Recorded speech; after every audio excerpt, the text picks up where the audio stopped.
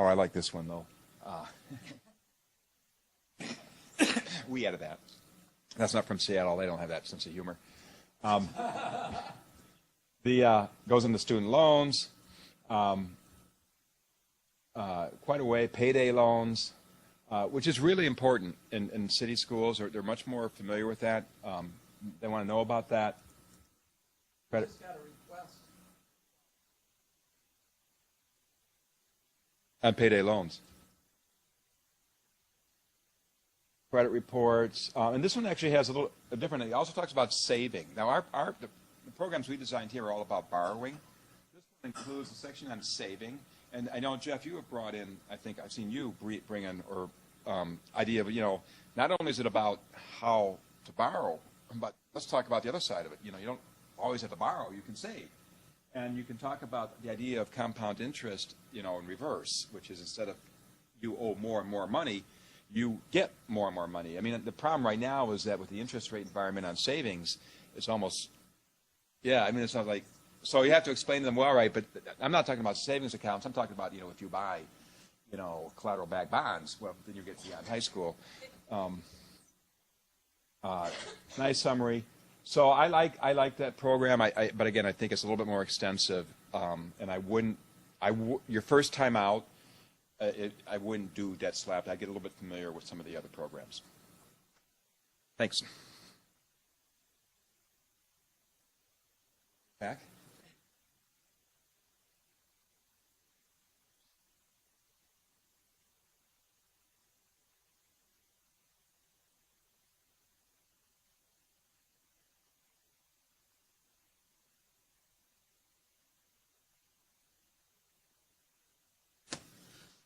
So I think Joe and I want to say 8 years ago when we started this, we didn't even have slide presentations. We went and we just talked and we developed the slide presentations. And it's amazing how great they are now compared to what we had back then and how they really get to the point.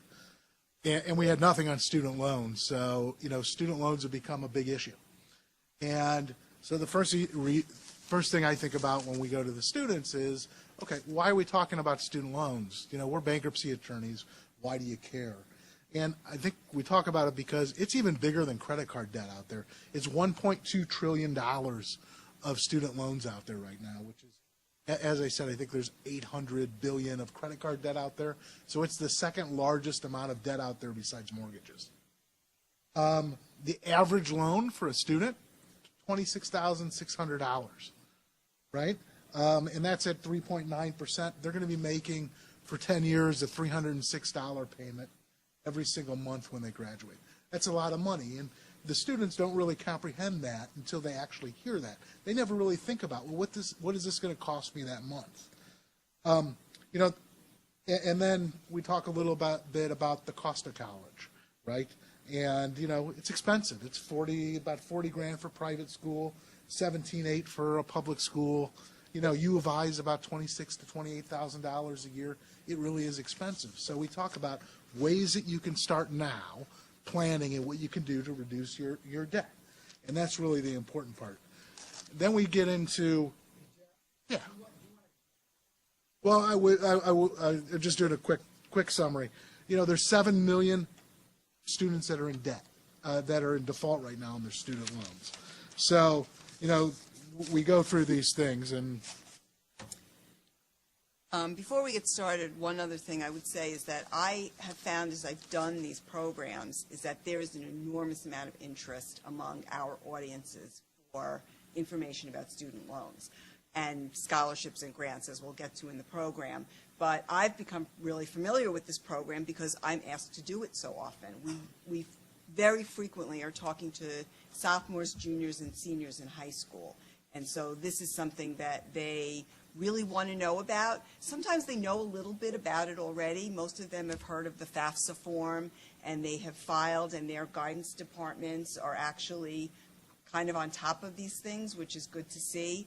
But I think we offer a lot more than their guidance departments in terms of talking about the different types of loans and how to think about the hierarchy of grants, scholarships, federal loans and then private loans. And- And that's something I really try to hammer.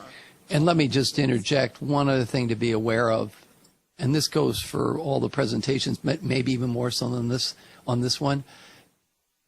A lot of the teachers don't know the substance that we've got here and are amazingly naive about the substance.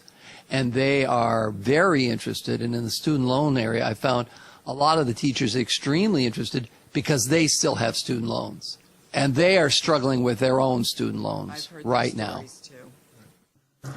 So kind of the first part of the presentation is what our message is. You know, it's plan ahead. Education's a good thing. You know, you shouldn't forego an education because you have to get a student loan. You got to weigh the issues. We talk about the student debt. Again, the cost of it. You know, our message is student loans should be the last financing option. They're not financial aid. It's amazing how many people out there think that a student loan is financial aid. They don't know the difference that one you don't have to pay back and the other one you do. And so that's one of the most important parts we try to get, points we try to get across. One of the things about that, I always tell the kids, and this grows out of my experience of giving the program and being a parent and also giving the program with other parents, is that kids will get student aid letters from colleges, and they don't always break out what is a grant and what is a loan. So we talk to the kids about reading the letter carefully, and if it's not clear to you which is which, that you should make the phone call and ask the question. I mean, being a good consumer, I think, is the focus of all of these programs, but it's certainly just as true with student loans as it is with credit cards. And watch the one thing that freshman year, they give you lots of grant money. No one ever thinks to ask. And one of the things we have to stress is you got to think about that second, third, fourth year, right? When you're already stuck, are you going to get the same grant money, et cetera? So it's really important for them to think through not just their freshman year, how they're paying it. That's how most people look at it, but how they're going to pay their entire year, 4 or 5 or 6 or how many ever years it takes them to get through college. But that financial aid is always front loaded. Most of it's in the first year or two, and you got to think ahead of how they're going to pay for the rest.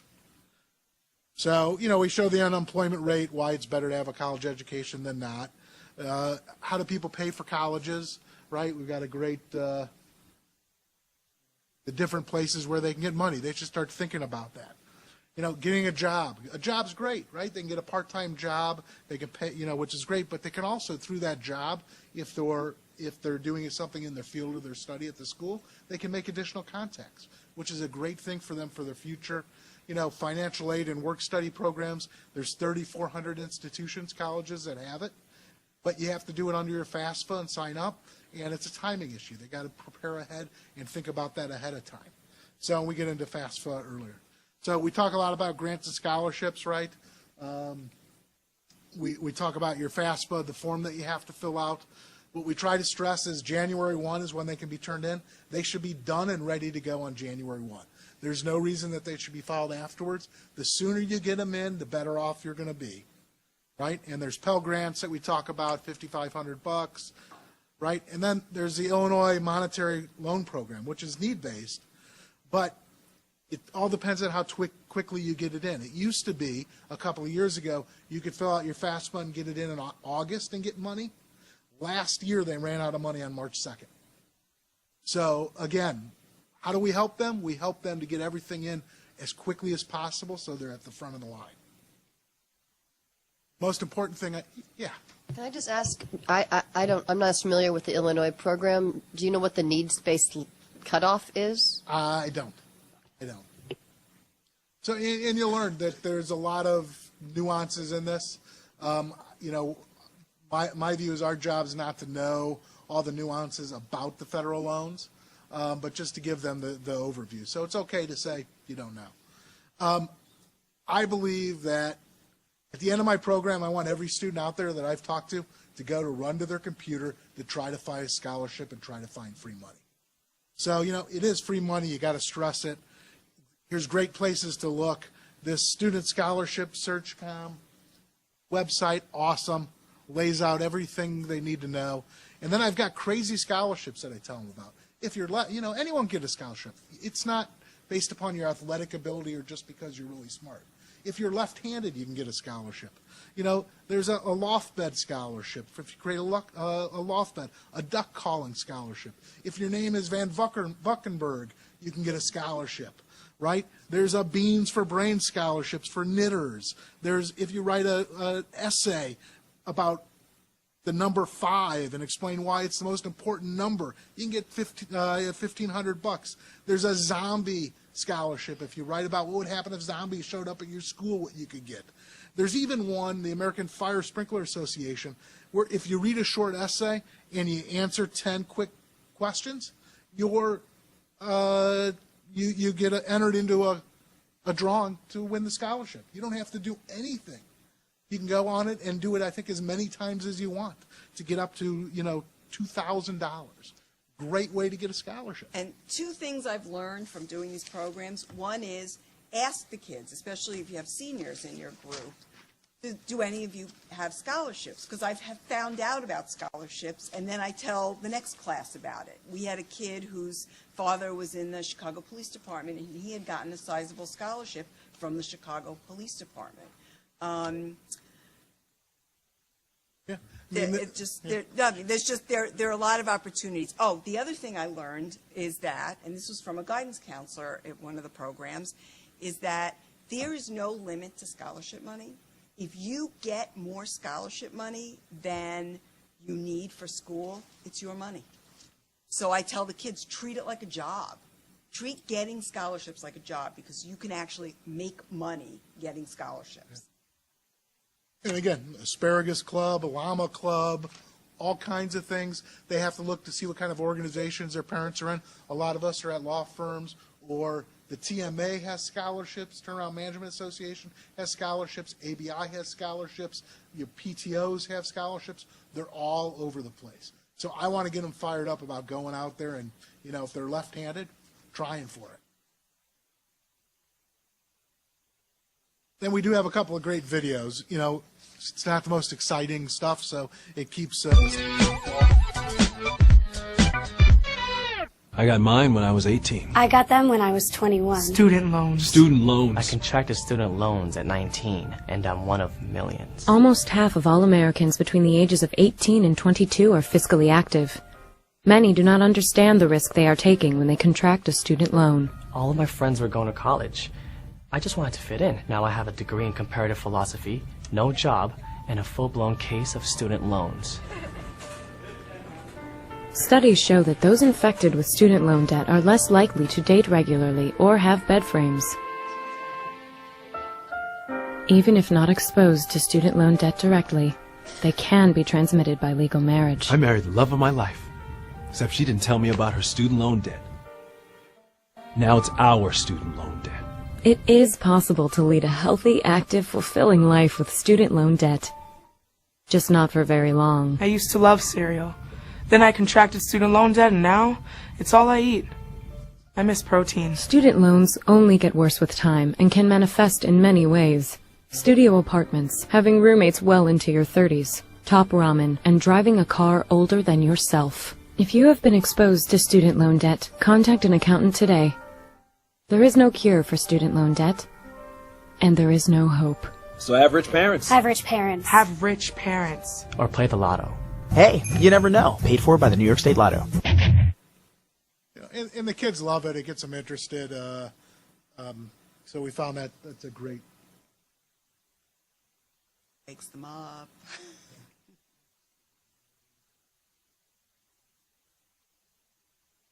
There we go. Then we talk about, here's one of the most important things. How much can you afford if you're going to school? Kids don't really realize that to determine whether their diploma and what they're going to graduate in is going to pay enough to pay back their student loans. So we give some, some tests, 10% of your income. And, your student loan should never exceed your first year's salary. And we give a great chart to talk about is this, what your expected salary is, right, what your minimum monthly payments are going to be, and how much debt you can take on. So if you're going to be a teacher, the average teacher makes about $36,000. It's somewhere between maybe, $27,000, $28,000 of student debt. That's all that you can really take on, stay into that. So it gives a good perception of what they can do. And this information, you said, Is also on, we discovered, is on the federal department, the Bureau of Labor Statistics has a website which has the average salary for every profession in every region of the country. So we send the kids to that, let them know, and they all know how to just type in. and I think one of the websites that we talked about previously, Scholarship Search, has something like this also. So this is a great way to show them, if you're going to make a lot of money, you can have a big student debt. If not, you really can't. So once they know what they can afford, they got to look and say, okay, does it make sense for me to go to this school? We don't want to get involved in helping people pick schools one way or the other, or convince them that they shouldn't go to an Ivy League school or they shouldn't go to another school because it's too expensive. I think that's really something we try to stay away from. But they need to make that informed decision, and that's what we're here to help them, is make an informed decision. Yeah, I also talk to the kids about the fact that, some of the options that I think a lot of students don't think about are things like out-of-state state schools can be much less expensive than private schools. The other thing I mention, just because I've read so much about it, is that sometimes the very top-tier schools are the schools that have the most money to give away. So I say to the kids, don't be afraid to apply to a very expensive top-tier school if you have the grades to get in there, because those are the schools that are most likely to give you money. So, those are just general rules of thumb. I read a recent article about Loyola here in Chicago. It is one of the most expensive schools based upon when kids, what they make graduating, but they also give away in the top 10 of giving away more